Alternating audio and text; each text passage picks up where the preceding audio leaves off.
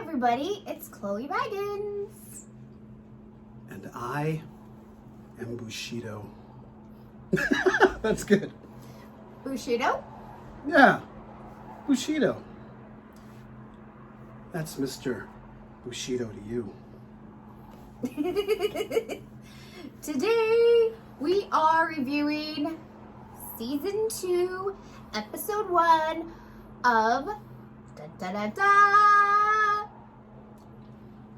The Mandalorian. Oh, it is an exciting day. It is an exciting day. I think the entire fandom and Star Wars universe has been looking forward to this premiere. Absolutely. I have been counting down the days. Now, every Friday at 12 o'clock, our time, we're on the Pacific Standard Time in the beautiful Pacific Northwest. So, tell us a little bit. Oh man, what an awesome episode. Clearly, Princess Bowie loved the episode too.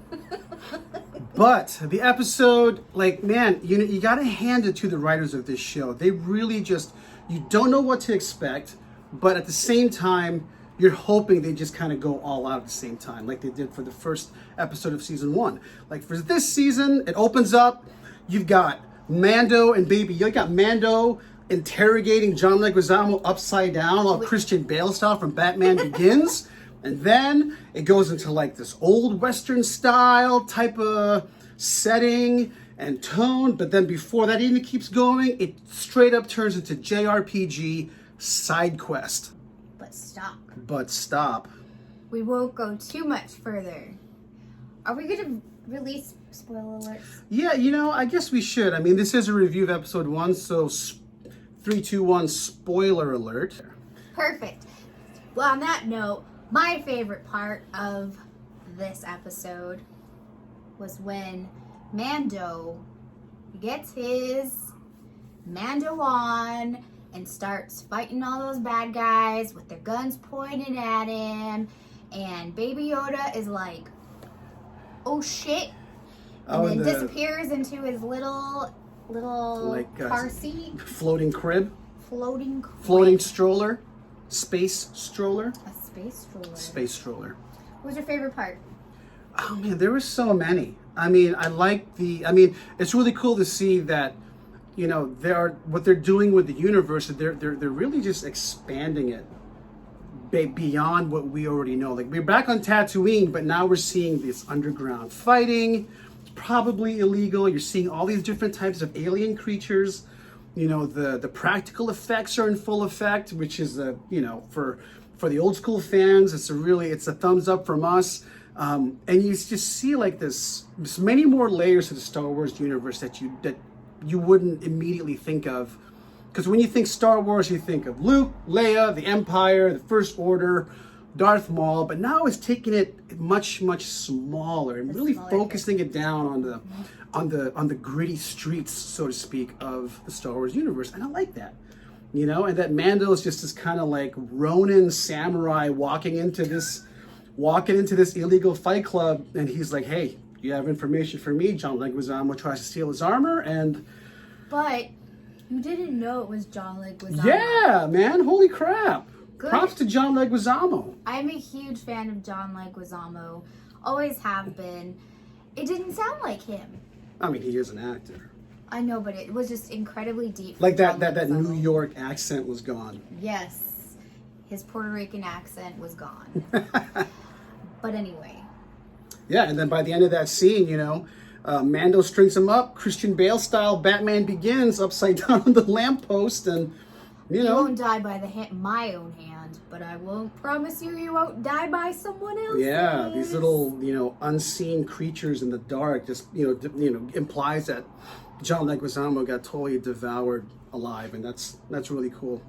That's crazy. That was him. Yep. I can't get over it.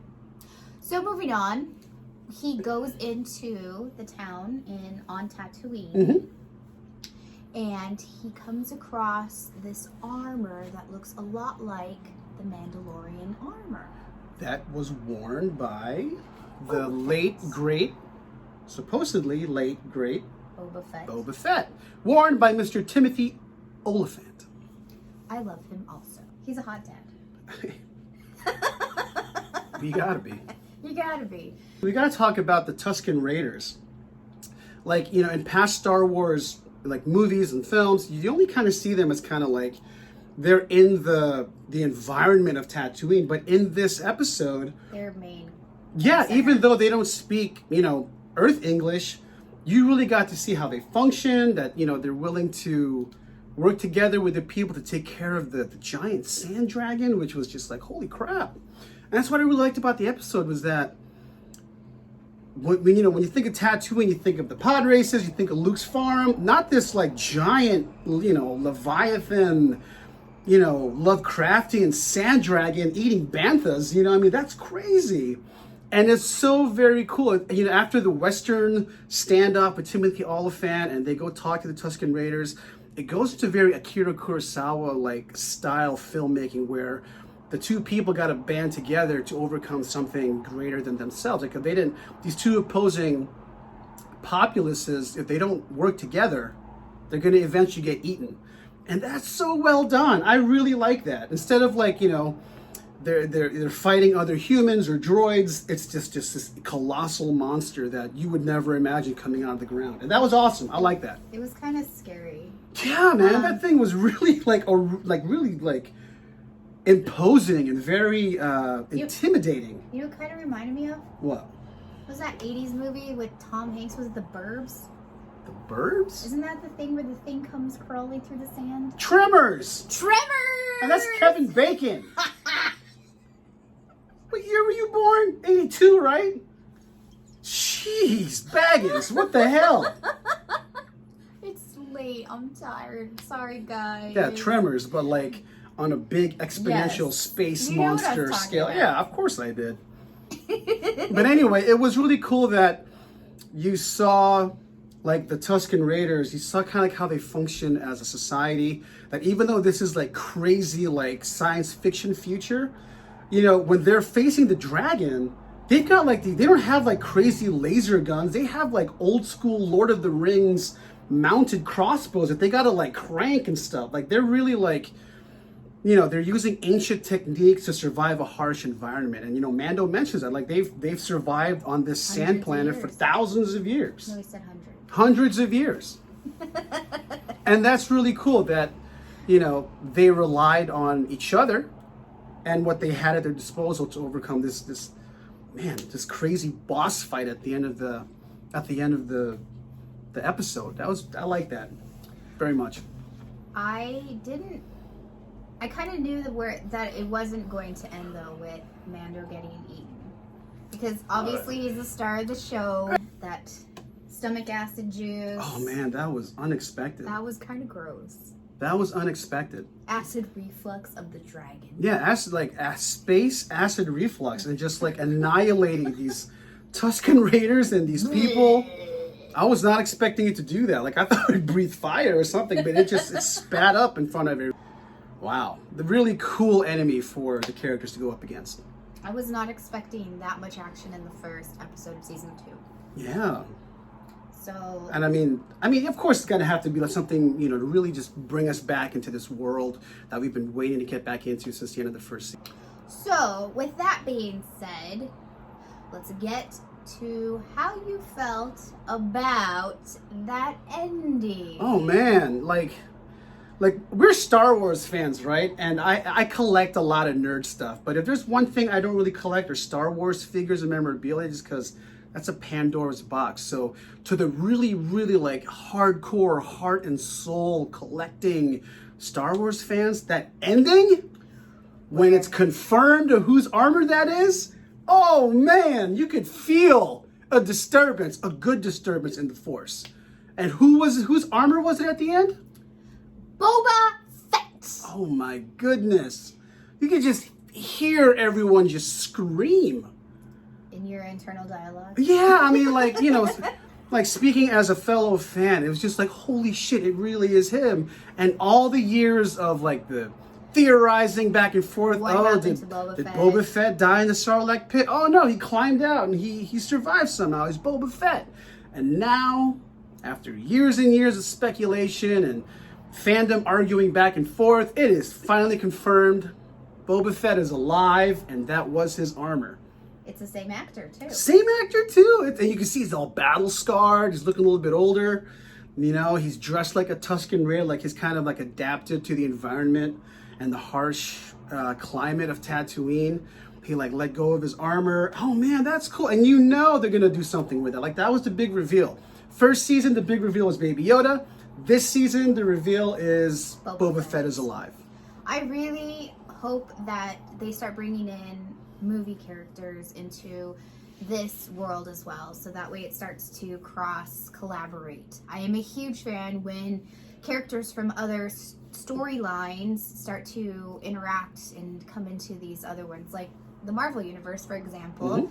When you start to see, like, when Tony showed up in Spider-Man, vice versa, you know, that was really exciting because it starts to tie it all in together.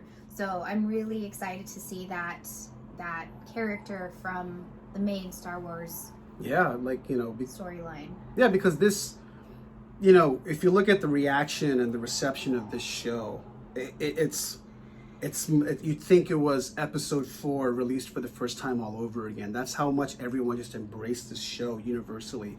So to take someone as beloved and as absent from the timeline since episode 6 and putting him into this show, oh my God, who knows what they're gonna do with it? What a good move. Jon Favreau, man, you are a damn national treasure. Not only did you find new love again as Mikey in Swingers, not only did you kickstart the MCU, not only did you single-handedly save the Star Wars universe with The Mandalorian, not only did you create Baby Yoda and make him a damn cultural icon in the collective zeitgeist of fandom, you also, you brought back Boba Fett from the dead. Oh my goodness. Amazing. Kudos to you, Jon Favreau. So, with that being said, what would you rate this episode? I'm going to give this 9. 9 out of 10 Bagginses. This show, this kickstart to the season 2, it had everything I personally would want, but also for like maybe the audience that's just like a general audience that, oh hey, a new Star Wars show, let's watch it. It has stuff for them too, you know. But for the nerds, you know, you can pick out the Western homages. You can feel the Akira Kurosawa influences. You can see Boba Fett coming back from the dead. The giant boss battle at the end of the side quest. Oh man, 9 out of 10 Bagginses. What would have made it 10 for you? If Boba Fett had a little bit more, like if he had something more at the end to leave people hanging, a little bit more than just the fact that he showed up didn't make it 10 for you? I mean, that just me. That would have been cool if he showed up and maybe he's the one that slayed the dragon at the end. Who knows? You know, but I mean, the way it ended was just right. But for me, personally, humbly, 9 out of 10 Bagginses. And you, Chloe Baggins? I think I would rate this 9 also, but because they didn't show enough Baby Yoda.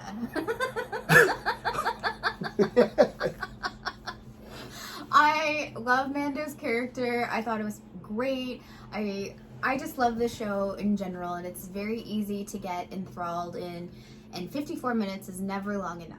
So I know, and you know they're doing a good job. If the episode just flies by and you're like, man, that was an hour already? We watched it twice, and it didn't seem very long to us. That's how good that episode is. So, with that being said, that's the word of the day. Tell us what you guys think. Give us your feedback. What do you think of Boba Fett coming back? Oh, man. Or already being alive? This whole time. And so, you know, the fact that now he's confirmed to be alive in canon, they can just create another side story as to what Boba Fett was up to this whole time.